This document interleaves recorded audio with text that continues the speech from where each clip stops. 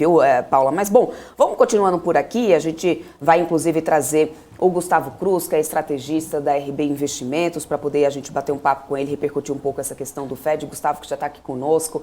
Seja sempre muito bem-vindo aqui à nossa programação, Gustavo. Muito bom conversar contigo. Bom dia para toda a equipe da PMC, bom dia para vocês que nos acompanham também. Gustavo, vamos lá. A grande expectativa, né? Hoje, com a agenda não tão muito cheia, era realmente essa fala do Powell. Ele sempre, claro, dá esse depoimento ali ao Senado, depois do FONC, mas geralmente ele não tem levantado tantas novidades nessas falas. Inclusive, na de hoje, muito parecido com o que ele já veio falando ali, né, no discurso dele, logo na fala dele, logo depois da decisão do FONC na semana passada. Mas, ao mesmo tempo que ele mostra preocupação com a inflação, né, ele diz que o Banco Central americano está pronto ali para poder arcar com qualquer coisa, para poder segurar essa situação. Meu questionamento para você agora são dois. Primeiro, surpreendeu em alguma coisa essa fala do Powell para você? E segundo, até que ponto realmente a economia americana está pronta para lidar com essa inflação que já não via há muito tempo? Não é um hábito do americano ter que lidar com a inflação do jeito como ela está agora, né? Perfeito, eu acredito que não surpreendeu, realmente, como você mencionou, essas falas no Congresso, elas são bem protocolares, dificilmente você vai ver algo bem diferente, uma inovação no discurso que traga mais volatilidade, a não ser que o período esteja muito volátil e que ele queira botar panos quentes, mas diferente disso, ele sempre vai bem seguindo o livro mesmo. Agora, a questão do Fed priorizar o combate à inflação, eu acho que isso é bem relevante, porque está cada vez mais a discussão sobre Estados Unidos entrar em recessão nos próximos 12 meses, próximos 18 meses, diante dessa alta de juros. Recorrentemente, a gente tem visto o Banco Central americano falado que prioriza o controle da inflação do que realmente a preservação da atividade em níveis que estão atualmente. E isso é bem relevante. O Banco Central americano tem dito que não vai parar de subir juros se sentir que a inflação ainda está com perspectiva elevada, mesmo que já surjam indícios de que a gente tem uma recessão adiante. Então, coloca um risco de recessão adiante para quem está investido em algum setor que vai sofrer mais se a atividade fraquejar, é importante revisar cenário. Para quem está acompanhando essa escalada de juros, setores que são beneficiados com isso, aí sim, eu acredito que o que tem sido passado pelo Fed é que esses setores vão continuar sendo beneficiados com essa postura do Banco Central americano. Uhum. Inclusive, a gente, né, não teve uma sinalização muito clara dele ali se realmente seria uma alta, um reajuste de 0,75 ou de 0,50. Ele não deixou ali tão claro isso na fala dele, né, Gustavo? O fato é que ele disse que realmente esse aperto deve continuar ali por muito tempo. Porém, a gente sabe que o investidor não gosta de incerteza. É tal prova disso que a gente está vendo, essa cautela aí nos mercados, mesmo com a fala do Powell, não mudou tanto assim, né, o cenário. Ou seja, diante disso, dá para poder a gente falar que continuaremos vendo esse tipo de cautela do mercado por muito mais tempo? Acredito que até ficar claro o patamar final de alta de juros e também se ficar mais evidente que a gente vai uma recessão, porque o mercado ele vai precificar o que vem adiante, por mais que você tenha que atravessar uma recessão no ano que vem, por mais que você tenha que atravessar de juros em torno de 4 no ano que vem, a partir do momento que ele consiga enxergar que bateu o fundo do poço, aí não tem problema estar no fundo do poço, mas ele começa a projetar o que vem para frente. E cada vez mais a gente tem visto ciclos econômicos menores, mais breves, tanto para o lado positivo quanto para o lado negativo. Portanto, não fique também tão assustado assim com um cenário onde estão desenhando um quadro de recessão. Acho que, diferente de outros momentos onde foram anos que se arrastavam dessa desaceleração, não parece que vai se repetir agora assim, não. Vai ser mais um período encurtado. Gustavo, muito bom dia para você. Estou chegando aqui na conversa. Dá licença aí nessa roda para eu também perguntar aqui. A gente viu aí na fala do Powell, né? Ele disse que bom dia. Ele disse que a guerra na Ucrânia acabou fazendo, né, aumentando aí essa pressão inflacionária no mundo todo, né? Ele falou que não só nos Estados Unidos, mas no mundo, que essa inflação norte-americana tem aumentado muito também por conta do preço dos combustíveis, e ele destacou a cadeia alimentar também, né? Num dos trechos ali da fala dele, ele fala principalmente em relação à questão dos aumentos dos alimentos. Agora, acaba de ter uma informação aqui que chega pra gente que a Rússia, né, emitiu agora na quarta-feira um comunicado dizendo que é mentira do Ocidente, que o Ocidente está espalhando mentiras sobre causas da crise alimentar. A informação fala o seguinte, né? A Rússia acaba de divulgar uma nota dizendo que o Ocidente está espalhando mentiras sobre as causas da crise alimentar global, que estariam impulsionadas aí por conta das sanções impostas pelos Estados Unidos e União Europeia devido à invasão da Ucrânia. A gente está vendo, né, talvez aí uma questão, né, a gente vê o próprio Ocidente sofrendo todos os impactos além da pandemia, mas que se acentuaram principalmente por conta da guerra, né, da Ucrânia. Agora a Rússia vem querendo também tirar o corpo dela aí de fora. Não é bem assim, né? Não é mentira do Ocidente em relação a essa crise alimentar. Pensando num cenário, né, desse, como que você vê essa questão? Será que logo após, né, vamos dizer assim, a gente não sabe até quando vai esse conflito, mas isso pode talvez mudar um pouco a forma da globalização, né? Será que o mundo pode mudar aí um pouco mais, né, o protecionismo, na verdade, dessas economias aí, por conta de tudo isso que a gente acabou vivendo e passando aí nos últimos anos? Bacana a pergunta, Paulo. São para tratar. Eu acredito que se você pegar um estudo de 1900 para agora, você vê que o mundo ele passa por ciclos novamente, entre períodos onde as pessoas são muito mais protecionistas, muito mais nacionalistas, e períodos onde elas aceitam a integração global, onde elas procuram o comércio internacional, e isso é impressionante como ele vai e volta, vai e volta.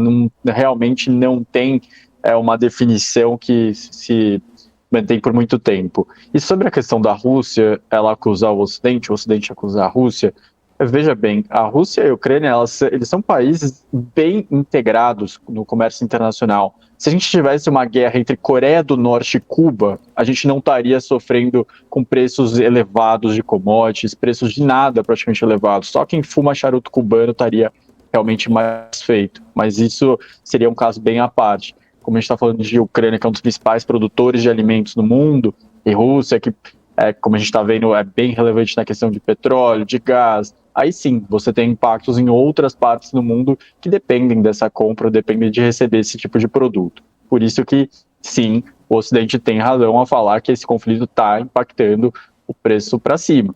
E a gente vê que a população do mundo inteiro não está entendendo muito bem, não está aceitando esse contexto externo. A gente vê aqui na América Latina, Argentina com protesto de caminhoneiros, Equador com a população na rua reclamando.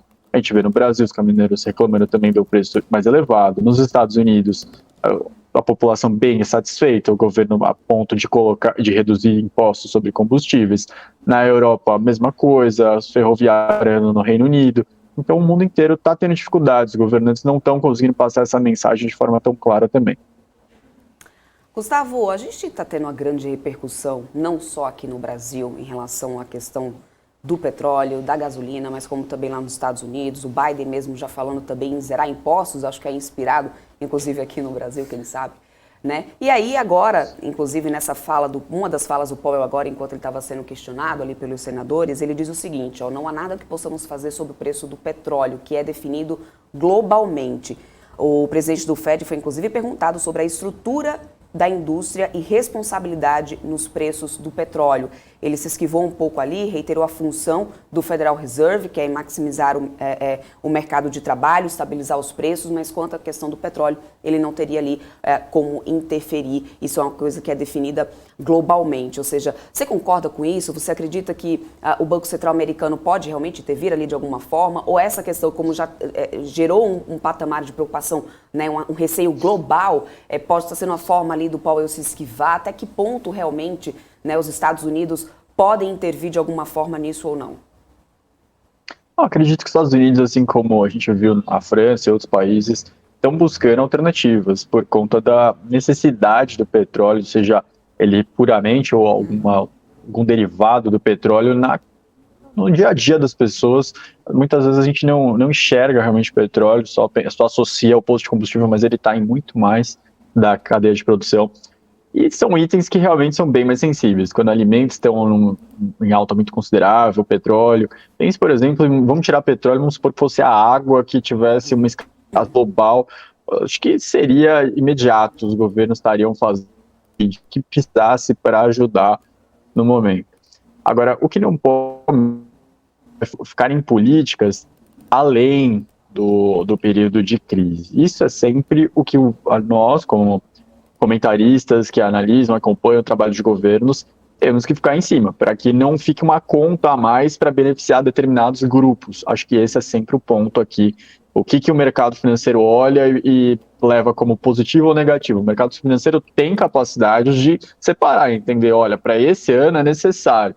O que ele não considera ideal é falar, vai ficar para 15, 20 anos um benefício para um grupo específico, mesmo quando o petróleo estiver muito baixo. Acho que é isso que a gente tem que sempre avaliar como risco fiscal para frente. Gustavo, deixa eu só trazer aqui uma outra questão. Hoje, mais cedo, a gente trouxe aqui a informação da inflação lá no Reino Unido, né, atingindo alta aí de 9,1 ponto percentual aí, né, um aumento de preços também de alimentos, de energia também persistindo muito por lá.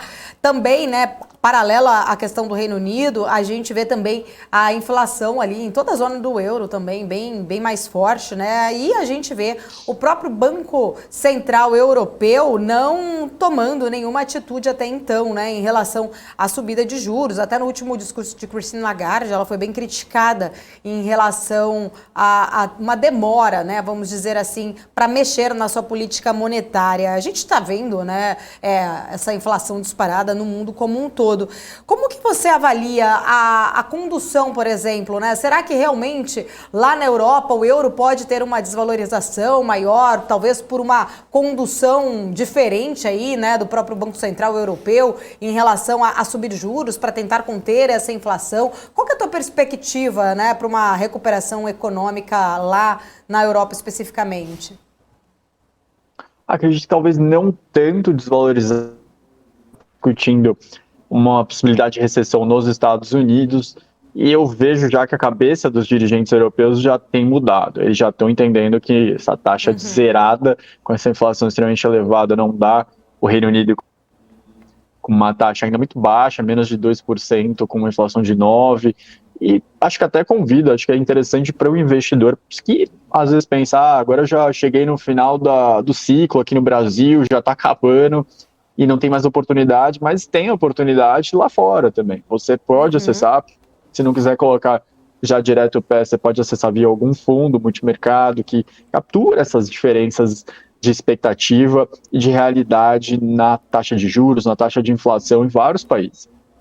Fora a União Europeia, fora os Estados Unidos, que estão nesse ciclo ainda no início, você tem ciclos intermediários que não é tão longe. Você tem uma República Tcheca com 16% de inflação e menos de 6% de juros, tem uma Polônia com 14% de inflação e 6% de juros. Tem muito ainda para andar, tem muito para capturar em termos de retorno em várias regiões, e as regiões às vezes com ratings melhores que o brasileiro, com perspectivas até mais sólidas que o Brasil, mais fáceis de navegar. Deixa eu só atualizar até, inclusive, aqui o mercado, viu, Paulo, Gustavo, porque eu estou vendo que o mercado está dando realmente mais uma aliviada, 0,23% de queda agora para o Ibovespa, tá? Voltamos para os 99 mil pontos, 99.454, e lá nos Estados Unidos, eu permaneço de olho aqui, todas as bolsas conseguiram virar e sobem agora, tá? Então, Dow Jones está subindo 0,30, S&P 500 0,52, Nasdaq está subindo 0,96%, aqui a gente vai reduzindo essas perdas, inclusive o dólar virou também aqui para reduziu também os ganhos, caiu um pouco mais, estava 5,18, agora está 5,15. Gustavo, você acha que isso realmente é o mercado ratificando ali que não teve muita surpresa do que o Powell falou, não mudou muito do que o cenário passado? Vamos respirar e continuar em frente? Olha, eu acredito que é muito mais por conta mudança de postura do Banco Central americano. Ainda são efeitos daquela semana, quando o mercado pediu mais áreas de investimento. Tudo isso ainda vai sendo digerido. E também, na reunião, eles colocaram de 2% para 3,5% a previsão de juros no final desse ano. Lembrando, isso tem subido. Não quer dizer que não pode ir além até o final do ano. Então, isso não é que na semana seguinte já está claro que já foi digerido. Isso vai sendo acompanhado, atualizado nos modelos dos principais bancos, semana após semana, e aí sim vai sendo incorporado no mercado. Então, esse movimento do mês, assim, ainda é reflexo daquela decisão, daquele movimento. Hoje eu entendo que é talvez um respiro depois assim, por conta de ter sido mais volátil essa comunicação, sempre existem aqueles que imaginam que nesse comunicado do Senado poderia surgir alguma surpresa, mas acho que foi mais como esperado mesmo, seguindo o livro. Gustavo, eu queria trazer aqui uma outra questão, né? Eu estava lendo mais cedo até uma reportagem, né, falando especificamente da China, que a China está vendo ali um risco de fragmentação da economia global, né? O embaixador chinês que estava falando aí nessa reportagem, ele falou que o cenário atual aí, né, os países precisam aderir ao verdadeiro multilateralismo, manter os mercados abertos, promover as regras da OMC e se opor aí à formação de blocos, né? A China falou especificamente, né, que os países ali, trazendo um alerta sobre a questão do custo que isso teria especificamente para os países emergentes, né, em meio a todas essas crises atuais que têm causado aí várias incertezas e inquietações. Somos um país emergente também, então gostaria até de repercutir isso com você, porque assim, a China é a segunda maior economia mundial, né, depois dos Estados Unidos, um importante parceiro comercial de 2/3 das economias do mundo todo, né, tem relações comerciais com 2/3 pelo menos dos países, porém também tem enfrentado um grande desafio, que é novamente restrições por lá, por vários meses aí, trazendo aí uma parada em várias cadeias, né? Como que você avalia exatamente, né, os reflexos de tudo isso também que a China tem enfrentado para o resto do mundo, e especificamente para a gente também? Não podemos esquecer que temos, né, nossa balança comercial aqui com um peso muito grande aí das importações e exportações para a China, né? Perfeito. Eu entendo que a China, ela desacelerando, ela impacta aqui o Brasil, ela impacta o mundo inteiro. É lógico que a gente tem que explicar que a China não é um país com muita liberdade para qualquer membro do governo se colocar. Ele não vai criticar o próprio governo, independente do que aconteça, senão ele sai, né? Ele é tirado. Então, ele vai puxar muito a sardinha para o lado dele ao defender e criticar os outros, mas eu entendo que é interessante, sim, que os países sempre busquem alternativas. A pandemia deixou muito claro que ficar dependente de um país só é perigoso, principalmente em itens mais cruciais. Lembrem-se do começo da pandemia, quando muitos itens de saúde descobriram-se que quase tudo vinha da China e foram buscar depois, foram entender que isso eram itens que você não podia depender tudo da China. Por mais que fosse pagar mais caro, você precisa ter coisas de saúde básica que venham, que em momentos de colapso você consiga ter alternativas.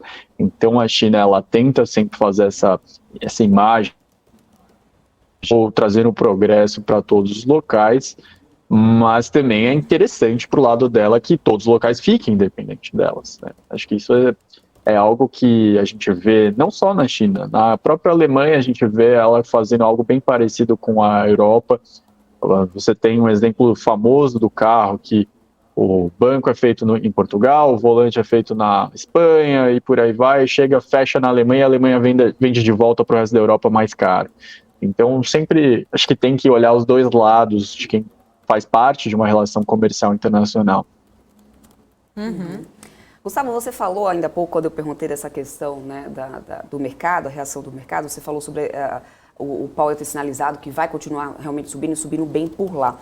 Aí me veio uma dúvida aqui, porque a gente já viu no Copom aqui no Brasil, trazendo esse cenário para cá. A gente sabe que a gente sempre é muito bem, né, é muito influenciado pelo mercado internacional. Essa postura do Fed pode interferir de alguma forma nas decisões aqui do Copom, na sua opinião? ou não? A gente vai se manter um pouco descolado disso, lembrando que o Brasil começou a reajustar juros primeiro, né, e bem antes, diferentemente dos Estados Unidos, que começou recente, né? Acho que pode, pensando no momento de corte de juros, que tem sido debatido sobre quando que aconteceria no ano que vem. Tá. Porque para essa alta de agora, a gente já está muito perto do final do ciclo, se já não chegou, mas acredito que já estamos perto do final. Sobre quando vai poder cortar, vai ser difícil começar a cortar também quando o Banco Central americano ainda continuar relatando problemas, ainda tiver um momento de alta significativa de juros. Isso seria mais desafiador, mais difícil realmente de implementar. Então tem uma relação direta, é aquela que a gente aprende que realmente a economia mais dominante, a economia mais desenvolvida, ela puxa as emergentes para cima por conta de estar mesmo quase que disputando o mesmo produto na praia, de ser mais seguro, é mais difícil acontecer um cenário de catástrofe de calote nos Estados Unidos do que em um país da América Latina. Você desconfia bem do recurso para ter certeza que vai receber de volta para cá do que para os Estados Unidos, do que para um país europeu, por conta do tamanho deles, porque para eles, como a economia gira a volumes bem maiores, traz menos impacto esse tipo de dívida. Uhum. Mesmo com essa forte alta dos juros, inclusive, a gente não está vendo aí setores que se beneficiam desse movimento com grandes desempenhos nas ações, né?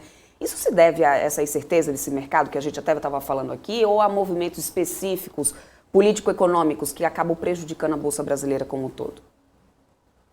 Acredito que é mais por conta do fiscal. A gente tem sempre, né, a cada 4 anos, candidatos com ideias muito diferentes, com cenários, se eu ganhar, vou fazer totalmente um governo diferente do que você ganhar. E isso atrapalha. Você tem, por exemplo, o setor bancário. O setor bancário, o Bradesco Itaú, tem apresentado resultados sólidos. São empresas que estão se beneficiando com o spread aumentando. Mas a gente viveu há 15 anos atrás, no governo Dilma, um setor bancário com um excesso de participação do setor público, do setor bancário público, acabando um pouco com o espaço do setor privado, atrapalhando, criando subsídio atrás de subsídio, regrinha especial atrás de regrinha especial. E isso não era benéfico para ninguém. O mercado de capitais não se desenvolvia, e isso era bem problemático. Então já trava um pouco o setor de bancários, setor de seguradoras, elas estão, lógico, um pouco mais afetadas por conta da pandemia, é um cenário especial, mas você tem uma seguridade que ela está tendo um desempenho positivo no ano, mas ao mesmo tempo você fica desconfiado até quanto que as seguradoras podem ter uma interferência, as empresas mais ligadas ao governo vão ter interferência caso tenha uma troca de comando adiante. Então tudo isso vai mexendo. Você tem também um período onde a inflação está subindo, então empresas de pedágio elas já têm os seus contratos listados já são atrelados à inflação. Subiu, ela vai arrecadar mais porque já está atrelado à inflação. Mas, ao mesmo tempo, você escuta candidatos a governo falando que se eu vencer a eleição, eu vou revisar esses contratos. Aí fica difícil, de fato, você falar que o Brasil segue a lógica pura macroeconômica. Uhum. Inclusive, Gustavo, muitos fundos de investimentos internacionais estão aí até interessados em comprar juros em mercados emergentes, né? Trazendo aí uma perspectiva de alta de juros até nesse mercado americano aí, colocando também um pouco mais de interesse, de repente, em começar a olhar também para os outros países, né? Você acredita aí que existe, na sua opinião, né, essas expectativas para esses aumentos também pode, né, realmente beneficiar a gente de alguma forma ou não? Ou você acha que se realmente o banco americano, né, subindo mais, trazendo um aumento maior de juros por lá, talvez o risco-retorno não faça ser tão atrativo, né, os países emergentes assim? A questão é que ele também faz a conta de até quando a gente consegue manter, sustentar, porque essa taxa de juros muito elevada, a gente estando em 13,25, tudo bem que a inflação ainda está alta, mas ela vai desacelerar. A tendência é essa. E a gente não consegue manter taxas de juros real tão grande, essa boca, esse espaço entre os dois, por muito tempo. Senão a gente realmente entra numa recessão, a gente acaba afetando a economia muito negativamente por muito tempo. Então ele vai fazer essa conta mais do quanto que ele imagina que a gente consegue manter, por quanto tempo. E esse capital, ele deve vir de forma, claro, um pouco mais volátil, mais fácil de entrar, mas é mais fácil de sair também. Agora, o que eu acho que é interessante a gente sempre buscar é aquele capital mais firme, mais definitivo, que é o capital do estrangeiro que constrói uma fábrica aqui, que traz uma marca para cá, que quer comprar uma empresa local, que ele entende que fazer um investimento numa startup aqui é interessante, numa empresa que já está consolidada, mas ele entende que ainda é um setor pulverizado, é interessante. Eu entendo que esse tipo de investimento a gente sempre tem que buscar. Alguém que fale, a infraestrutura na Europa eu não consigo construir linha de trem porque na Europa já está extremamente bem feito. Não tem, e a margem que eu consigo, o retorno dos projetos ele é mais baixo, mas aqui no Brasil eu consigo tiros mais altos, consigo retornos, mais altos, porque ainda é um país com infraestrutura precária, mas que tem um agronegócio forte, que está distante do porto, um país muito grande. Então, esse tipo de investimento a gente tem que buscar sempre. Acho que é isso que faz realmente uma diferença a médio e longo prazo. Gustavo, olhando um pouquinho para o setor de commodities, a gente tem visto uma grande queda generalizada até, né? O minério de ferro caiu bastante. A gente está vendo hoje, por exemplo, o petróleo também cair bastante. E, claro, consequência disso, os setores, né, correspondentes também. Commodities sempre foram, né, vistas aí como uma proteção até.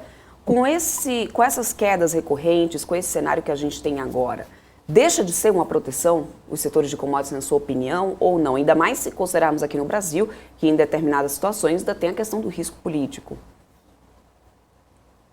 Não, perfeito. Eu entendo que a parte de commodities ela ainda vai continuar elevada por mais tempo. Mas já chegou talvez no pico, ou está chegando perto do pico da alta de preços, mas de qualquer forma são setores que ainda vão ser muito demandados para os próximos meses, para os próximos anos.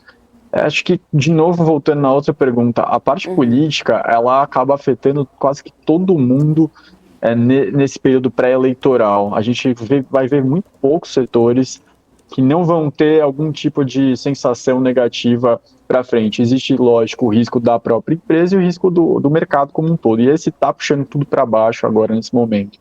Mas eu entendo que sim, que as exportadoras, acho que a gente até as duas perguntas, os dois setores, se você quer se proteger das eleições pensando em um período curto, vão ser as exportadoras e aquelas que se beneficiam de juros mais altos, porque realmente é o que consegue tirar de exceção que não vai ser o local que vai determinar se vai ser muito positivo ou negativo, vai ser mais contextos um pouquinho independentes. Gustavo, pegando um pouco de carona aí nessa questão desses setores, tem um outro setor que foi muito impactado e é muito impactado principalmente, né, em relação, quando a gente fala também no aumento aí de combustíveis, ele acaba sendo muito impactado, que é o setor aéreo, né, e a gente já tem visto aí que esse setor foi muito prejudicado também durante a pandemia, durante as restrições, né? Um setor que sofreu bastante. Saíram dados até recentes aí sobre esse setor, falando ali numa perspectiva de recuperação totalmente somente em 2024, né? Foi feito um estudo ali, parece que o número de voos já previstos para este ano de 2022 vai corresponder 68% do que havia, né, antes da pandemia, em 2019, e deve chegar a 82% em 2023, 97% em 2024, antes de atingir aí total a recuperação plena, né, que seria somente em 2025, de acordo com esse estudo, né? O informe deixa muito claro aí essa trajetória para a recuperação não é linear entre algumas regiões e países. Mas eu queria entender um pouquinho da sua visão aí, especificamente para esse setor aéreo. Como que você está vendo as perspectivas? Eu acredito que o setor aéreo ele está sofrendo muito por conta da questão dos combustíveis. Quando a gente pensa o combustível do setor aéreo, ele geralmente tem um prêmio. O que a gente paga de combustível é mais barato do que a querosene de avião, que ela gira em torno de 15% a 20%, está em torno de 40% agora. E o setor aéreo ele tem sempre dificuldade de ampliar os vendedores para ele. Aqui no Brasil até é mais fácil, quase que 90% eu diria, é produção local. Mas, de qualquer forma, você tem dificuldade de refinarias focarem no setor aéreo. Geralmente o destino que elas preferem não é esse setor. E nos últimos anos, acho que no geral, a gente teve uma ampliação das refinarias para tudo aí, dizendo menor do que o desejado. As despesas do setor aéreo, elas têm crescido. elas estão quase 50% mais altas que o ano passado. É lógico que tem a questão da volta da demanda. Se você está operando mais, você tem mais despesas. Isso é natural. Mas você tem esse componente de combustíveis, que é o principal componente do setor, muito negativo, pesando bastante. E você não tem uma sensação tão clara de quando que vai acabar a guerra. Você mencionou uma questão da Rússia com a Ucrânia, a Rússia está ameaçando a Lituânia, já ameaçou a Finlândia, a gente não sabe se do dia para a noite eles vão decidir que alguém confrontou eles demais, eles podem invadir outro país agora. Então, enquanto isso ficar no radar, os preços de petróleo dificilmente vão ceder. E a gente tem, então, um custo muito alto com uma perspectiva ainda bem difícil. O Brasil, ele tem um setor de oligopólio que vai continuar sofrendo com essa perspectiva externa por um tempo ainda considerável. Uhum. Débora, tem mais perguntas? Perfeito, Gustavo. Queria perguntar, na verdade, ele falou sobre o setor de as exportadoras, né, Gustavo? Você falou sobre essa questão poder ser uma boa saída, né? Porque no final das contas, né, voltaram nas altas, e aqui a gente está vendo justamente isso hoje acontecer, tanto Minerva como outros papéis aqui do setor de papeleiras, inclusive Suzano e tudo mais, acabam sendo bem favorecidas por isso. Mas nesse setor, por exemplo, de frigoríficos, de carne, tem outros fatores que às vezes pesam bastante, aí perguntando mais especificamente do setor, só para poder entender essa movimentação do mercado.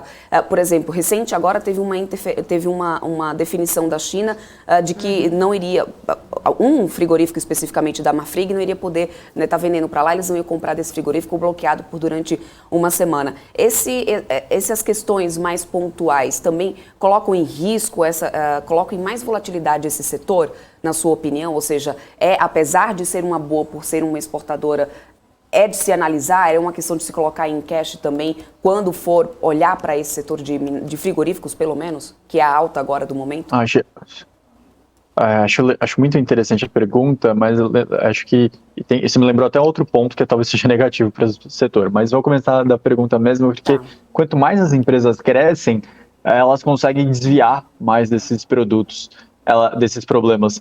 Porque você vê esses grandes frigoríficos, agora elas conseguem ser mais do que brasileiras. Elas têm planta no Uruguai, Paraguai, Argentina, Estados Unidos. O Brasil não pode mais exportar carne para a China. Tudo bem, a gente pega a nossa planta da Argentina e deixa de mandar para consumo doméstico, deixa de mandar para uma região e manda mais para a China. Então eles mesmos adaptando essa situação. Cada vez mais eles ficam menos afetados por conta desse tipo de represália contra algum tipo de planta ou o país mesmo. E lembrando que aquela operação carne fraca abalou bastante a imagem do setor, eles tiveram que se recuperar a duras penas. Agora, um ponto, Débora, que você tocou que eu não falei, mas que é importante também colocar, é que o setor de exportação, ele sempre tem um momento positivo quando a gente vê o câmbio se desvalorizando. A gente vê realmente mais interessante, para ficar, na teoria, mais barato para o comprador externo, ele pode, inclusive, comprar mais.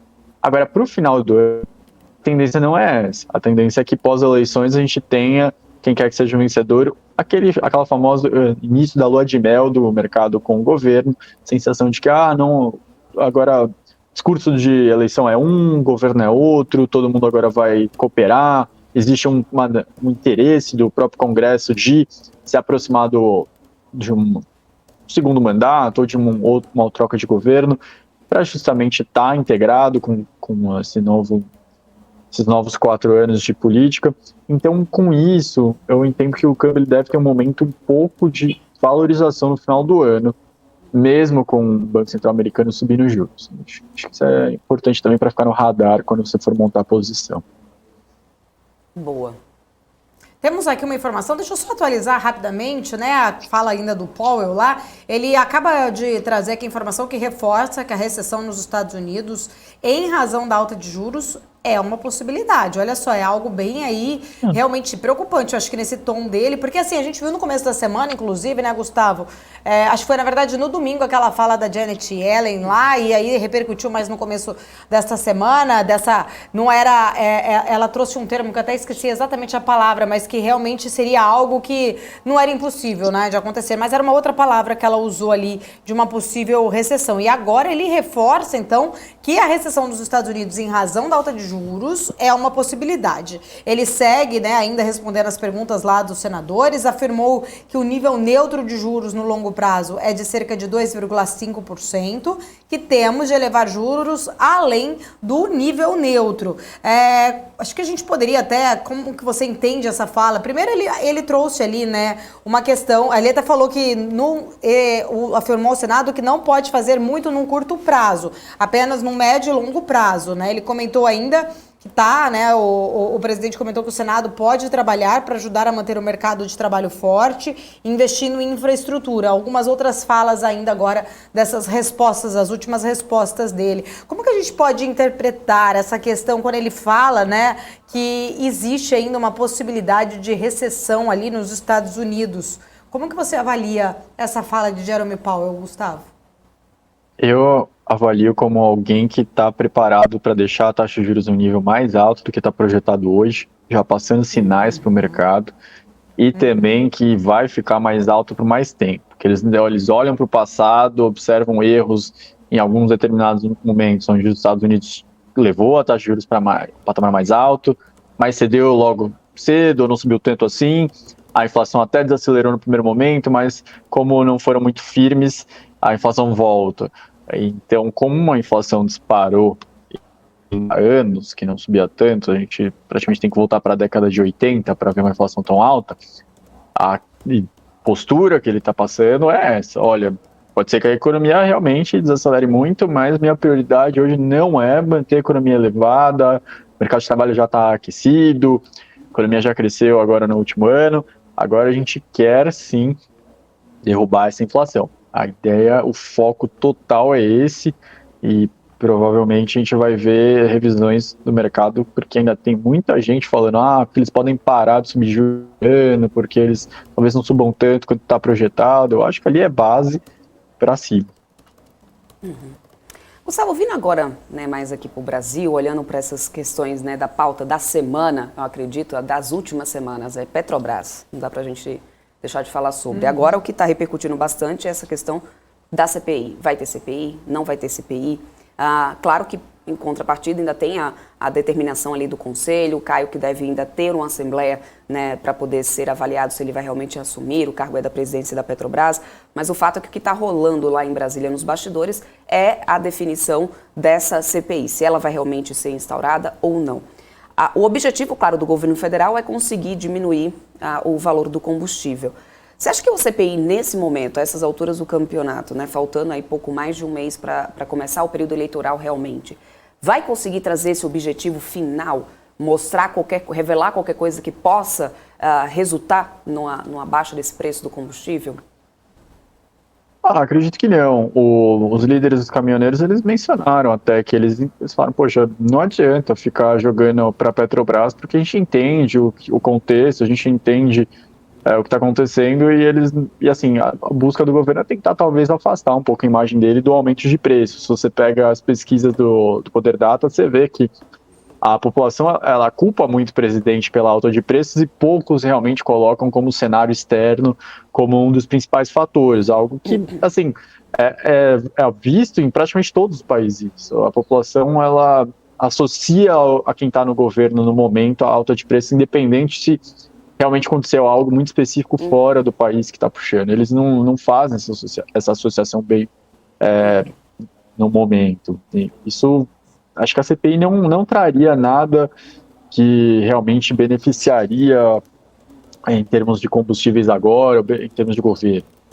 É interessante, assim, que a gente estava falando do setor aéreo agora, desculpa que eu vou me estender a resposta. Não tem problema. Mas as pessoas, elas conseguem associar ter poucas empresas no setor aéreo é negativo. Elas reclamam que a passagem aérea está cara, elas falam, poxa, só tem 3 empresas praticamente aqui no Brasil, como isso é negativo, como isso é ruim, elas exploram a gente, falam estou falando que isso é a minha opinião. Agora, ao mesmo tempo, não é feita essa associação com a Petrobras, o preço do petróleo. Não é feito que ter uma empresa dominando tanto assim esse setor talvez não seja a melhor das alternativas. Existe talvez uma sensação ainda muito histórica do petróleo é nosso, um nacionalismo nesse tema, e ao mesmo tempo que conseguem criticar o setor aéreo, não conseguem o setor de petróleo. Digo isso porque é muito concentrado aqui no Brasil e acabam criando ineficiências para toda a cadeia. Mas a gente já discutiu bastante que o petróleo está muito mais elevado esse ano por questões externas do que por ineficiências internas do país. Não é que a Petrobras, por exemplo, alguns anos atrás estava dando um prejuízo gigantesco, talvez precisasse cobrar um pouco a mais para não quebrar, para não ter dificuldade de pagar seus investidores. Não é isso. Gustavo, ainda falando, né, sobre esse assunto da Petrobras, o governo tem estudado aí algumas alternativas, e uma delas seria aí chegar até fazer uma proposta de uma bolsa, né, de um auxílio aí para os caminhoneiros, uma proposta no valor de R$400, e agora há pouco a gente até deu aqui a nota que os caminhoneiros teriam visto esta proposta aí desse auxílio como uma afronta à categoria, já rejeitaram a proposta, falaram que os R$400 não seriam suficiente aí para atender toda a demanda deles.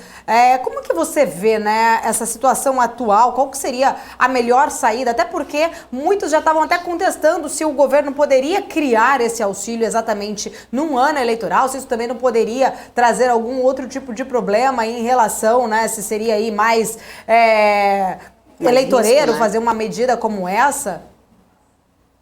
Isso é importante, porque existem medidas que não podem ser feitas perto das eleições, porque caso contrário, você abriria a caixa de Pandora, faz qualquer coisa, sai distribuindo recursos para tentar vencer a eleição, isso qualquer candidato.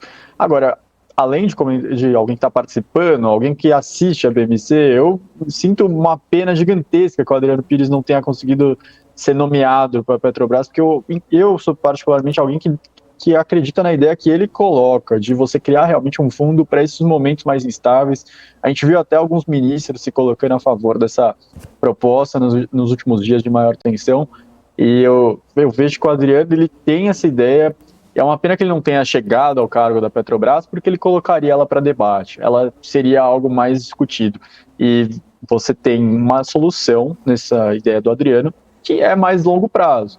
Tudo bem, você talvez não conseguisse tirar as dores agora nesse momento, mas nos próximos momentos de instabilidade de petróleo já tem a regra, subiu, mas você tem um fundo que consegue compensar, que consegue segurar esse preço. E você vê que o mundo inteiro não tem uma rota só. Na França é um subsídio específico, nos Estados Unidos eles querem reduzir impostos, no Reino Unido é outro. Então cada um está tentando de um jeito, não tem uma regra tão clara para o que fazer nesse momento. Gustavo, inclusive, você falou aí do Adriano Pires, ele participará hoje às 2h30 aqui da nossa programação no BMC Market, né? Um tema importante aí, com certeza, para a gente abordar com ele. Gustavo, muito obrigada, viu? Como sempre, um prazer. A conversa rendeu hoje aqui, não tinha jeito, né? Temos muitos assuntos importantes, principalmente repercutir todas essas falas aí do Jerome Powell, tentando entender aí, né, o tom, né, que isso pode acabar trazendo para o nosso mercado também, para os mercados globais. Obrigada mais uma vez, sempre um prazer. Eu que agradeço, gente. 2 horas então eu estarei aqui assistindo o Adriano com todos. Combinado. Até mais. Combinado. Obrigada, Gustavo. Até mais.